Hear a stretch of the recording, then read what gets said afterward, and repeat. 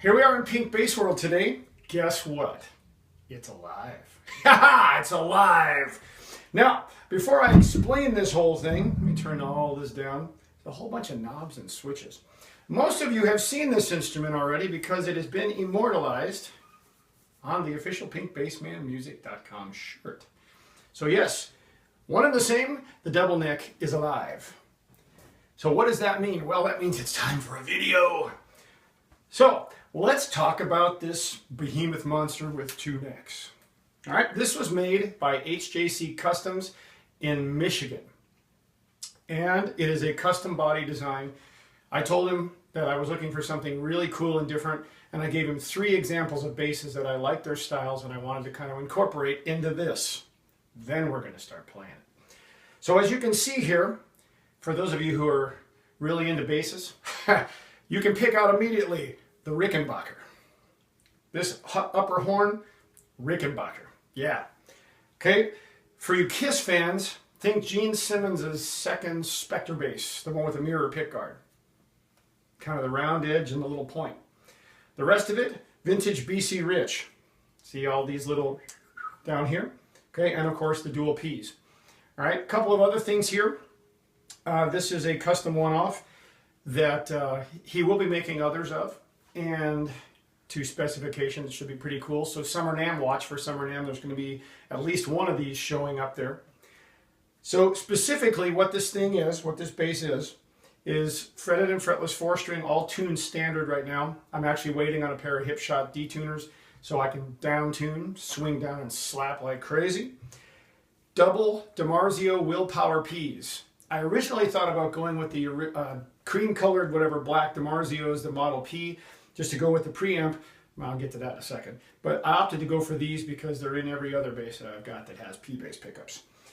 Hipshot kick-ass bridges, that's what they're calling them. They've got brass inserts. They're basically the Hipshot rendition of the Badass, which you can no longer get. Okay, so the controls are a little fun. So let's just say this, there's volume tone and volume tone. The 2 big toggle switches are for pickup selection. This little toggle switch is a 3-way that lets me pick one neck or the other neck or both. And these 2 are secret. So we're going to let those sit for now. Okay, so let's turn it on. We'll give us some juice here.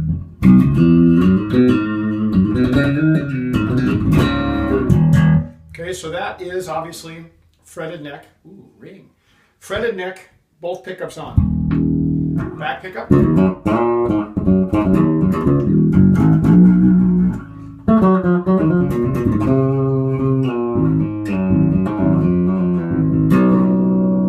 Okay. Front pickup.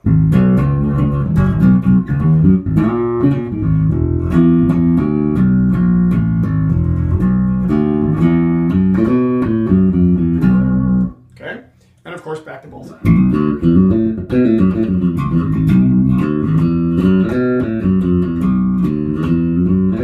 Okay, so that's the fretted neck. Now, if I go to the little switch,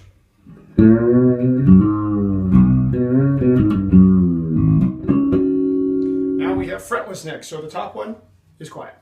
Okay, so here, back pickup.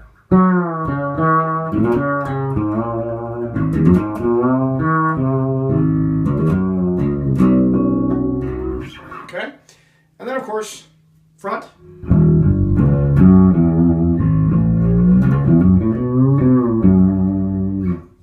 And both.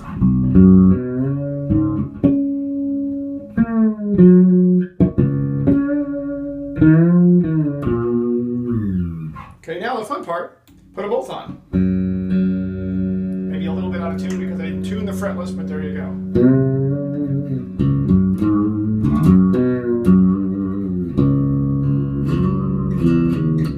So I can be playing both necks at one time, and I can switch back and forth between the 2. See? So if I keep the top one quiet, or I can put the top one quiet. Okay? So this is a really cool, kind of unique instrument. Also, it weighs 11 pounds. That's the standard weight of your late 70s jazz bass. And that's probably even light for like a 78 or 79 jazz. So it's big.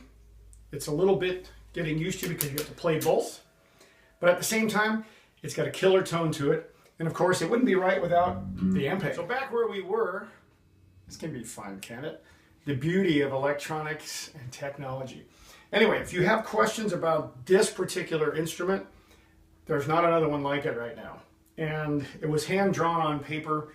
And I've been told that there will be another one at Summer NAMM in a different color. So for those of you who are not pink heads like I am, this one will be available for you to check out, and another one also. Before we go, I want to mention some things to you about this and how the build went and all of the little secret things. The preamp that was originally set to go in this guitar, I will not mention names, it had issues. And so getting it wired properly and getting all these pickups situated was kind of a challenge. It was not HJC's fault. It was simply the manufacturer of the preamp. It didn't get wired properly before it was shipped. So the preamp is sitting in a box in my studio because I couldn't use it. It'll be on another bass somewhere down the road. Also, hardware is all Hipshot. I mentioned the bridges earlier, but all the tuners are Hipshot ultralights.